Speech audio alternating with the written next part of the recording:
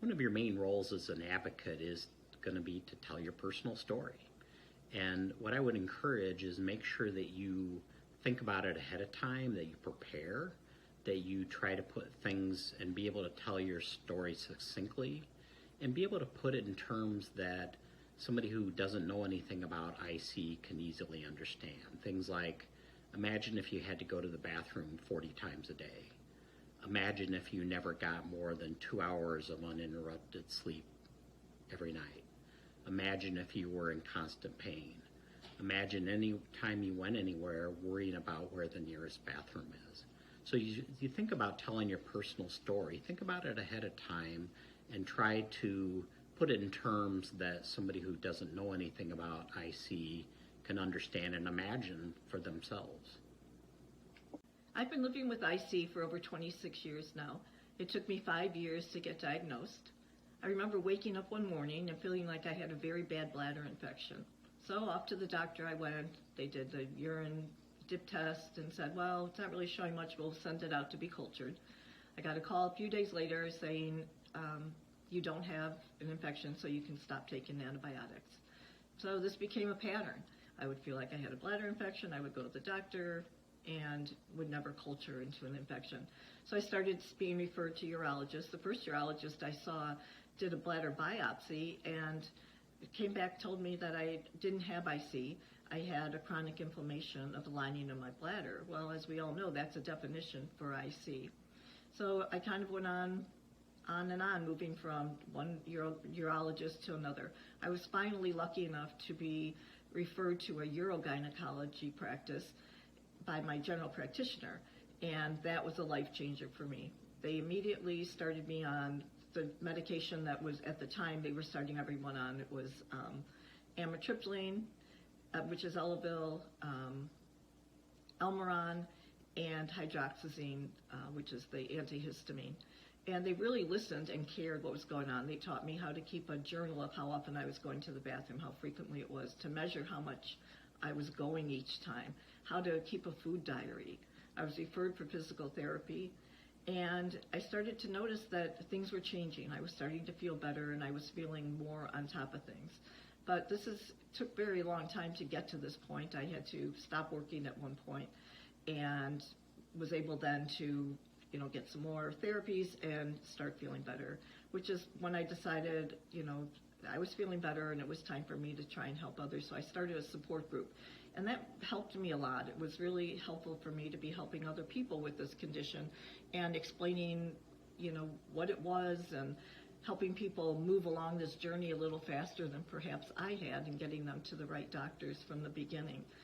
And then becoming active with the ICA has been so helpful for me and so important in my life.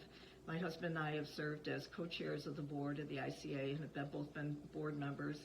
And we continue to be, and my husband is on the board now, again, and I still continue to be a patient advocate for IC, and I just feel that it's so important when you have a disease to speak out about it and to help people know what it is and to do everything you can to further research and just to, get a handle on this whole condition.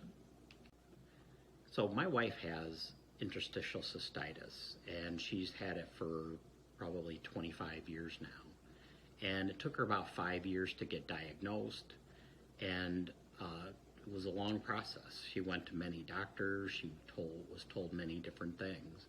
One of the challenges of IC, obviously, is that there is no test for it. There is no completely effective treatment. There's a number of treatments that you can try, and it works for some people, or it works for some people for some period of time. So there's a huge trial and error process that's involved.